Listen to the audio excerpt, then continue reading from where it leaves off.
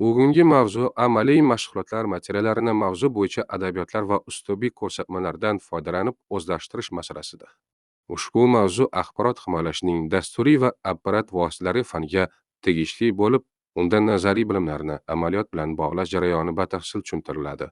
Axborot xavfsizligi sohasida faqat nazariy bilim yetarli emas, talaba himoya mexanizmlarini real tizimlarda sozlay olishi, tahdidlarni aniqlay olishi va ularni bartaraf etish choralarini ko'ra olishi kerak.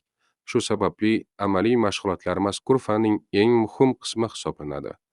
Amaliy mashg'ulotlarning asosiy maqsadi nazariy bilimlarni real axborot tizimlarida qo'llashdir.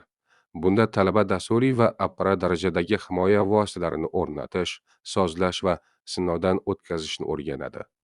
Shuningdek, axborot xavfsizligi tahdidlarini aniqlash, zaifliklarini baholash va xavfsizlik siyosatini ishlab chiqish ko'nikmasini shakllantiradi. Nazariya tushuncha beradi, amaliyot esa professional malaka hosil qiladi. Axborotni himoyalash vositalari ikki asosiy turga bo'linadi: dasturiy vositalar va apparat vositalari. Dasturiy vositalarga antivirus dasturlar, firewall tizimlari, X va X tizimlari, shifrlash dasturlari hamda autentifikatsiya va avtorizatsiya tizimlari kiradi. Antivirus dasturlar zararli dasturlarni aniqlaydi va yo'q qiladi. Firewall tarmoq orqali kirayotgan va chiqayotgan trafikni nazorat qiladi. X va X tizimlari tarmoqdagi shubhali faoliyatni aniqlaydi va oldini oladi. Shifrlash dasturlari ma'lumotlarni maxfiy ko'rinishga keltiradi. Autentikatsiya tizimlari foydalanuvchining haqiqiyligini tekshiradi. Avtorizatsiya esa unga berilgan huquqlarni belgilaydi. Masalan, Kaspersky, Asset Note 32 yoki Windows Defender kabi antivirus dasturlari operatsion tizim darajasida ishlaydi va zararli kodlarni aniqlaydi. Firewall tizimlari esa ruxsatsiz kirishlarni bloklaydi va tarmoq xavfsizligini ta'minlaydi. Apparat vositalari esa fizik darajada himoya ta'minlaydi. Ularga hardware firewall qurilmalari, biometrik identifikatsiya tizimlari, smart kartalar, TB modullari va maxsus tarmoq xavfsizlik qurilmalari kiradi. Masalan, Cisco ASA kabi apparat firewall qurilmalari yirik korporativ tarmoqlarda qo'llaniladi. TPM moduли esa kompyuter ichida joylashgan maxsus chip bo'lib, shifrlash kalitlarini xavfsiz saralash uchun xizmat qiladi. Apparat vositalarining afzalligi shundaki, ular himoyani tizimning quyi darajasida amalga oshiradi va ko'plab dasturiy hujumlarni apparat darajasida bloklaydi. Amaliy mashg'ulotlarni o'zlashtirish bir necha bosqichda amalga oshiriladi. Birinchi bosqich nazariy asosni o'rganish. Talaba darsliklar, o'quv qo'llanmalar va me'yoriy hujjatlar asosida mavzuni o'zlashtiradi. Axborot xavfsizligining asosiy prinsiplari maxfiylik, yaxlitlik va mavjudlik tushunchalari chuqur o'rganiladi. Tahdid va zaiflik o'rtasidagi farq aniqlanadi. Kriptografik algoritmlarning ishlash prinsipi tushuniladi. Ikkinchi bosqich uslubiy ko'rsatmalar bilan ishlash. Har bir laboratoriya ishida maqsad, kerakli jihozlar, bajarish tartibi, nazorat savollari va hisobot talablari beriladi. Talaba aynan shu tartib asosida ishni bajarishi kerak. Ketma-ketlikni buzish noto'g'ri natijaga olib kelishi mumkin. Uchinchi bosqich amaliy bajarish jarayoni.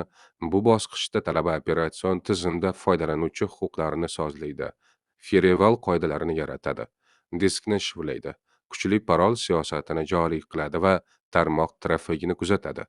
Masalan, Wireshark dasturi yordamida tarmoq paketlari tahlil qilinadi va shubhali trafik aniqlanadi.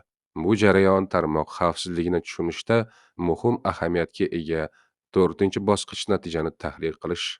Har bir amaliy ish yakunida qanday tahdid aniqlangani, qaysi himoya mexanizmi qo'llangani va qanday natija olingani aniq yozilishi kerak. Xulosa qismida esa bajarilgan ishning samaradorligi baholanadi. Axborot xavfsizligi sohasida tahlil qilish ko'nikmasi juda muhim hisoblanadi. Axborot himoyasida qo'llaniladigan asosiy texnologiyalar qatoriga kriptografiya, autentifikatsiya, tarmoq xavfsizligi va zaxira nusxa olish tizimlari kiradi. Kriptografiya ma'lumotni shifrlash orqali maxfiylikni ta'minlaydi. AES algoritmlari keng qo'llaniladi. Autentifikatsiya jarayonida foydalanuvchi parol, bir martalik kod yoki biometrik ma'lumot orqali tekshiriladi. Tarmoq xavfsizligida VPN, firewall va X yoki X tizimlari qo'llaniladi. Zaxira nusxa olish esa ma'lumot yo'qolishining oldini olish uchun zarur bo'lib, ko'p tizimlar va avariyaviy tiklash rejalarini o'z ichiga oladi. Amaliy mashg'ulotlarni samarali o'zlashtirish uchun har bir ishni real muammo sifatida bajarish tavsiya etiladi. Virtual muhitlardan foydalanish, masalan, virtual bog' yoki VMware dasturlari yordamida xavfsiz tajriba o'tkazish mumkin. Laboratoriya ishlarini mustaqil ravishda takrorlash bilimni mustahkamlaydi. Hisobotni texnik va aniq tilda yozish esa professional yondashuvni shakllantiradi. Xulosa qilib aytganda, axborot himoyalashning dasturiy va apparat vositalari fanida amaliy mashg'ulotlarni adabiyotlar va uslubiy ko'rsatmalar asosida o'zlashtirish nazariy bilimni mustahkamlaydi. Ma'lumotli ko'nikma hosil qiladi va axborot xavfsizligi sohasida professional kompetensiyani shakllantiradi. Zamonaviy axborot tizimlarida xavfsizlik qo'shimcha imkoniyat emas, balki majburiy talab hisoblanadi. Shu sababli har bir talaba himoya vositalarini nafaqat bilishi, balki ularni amalda qo'llay olishi zarur.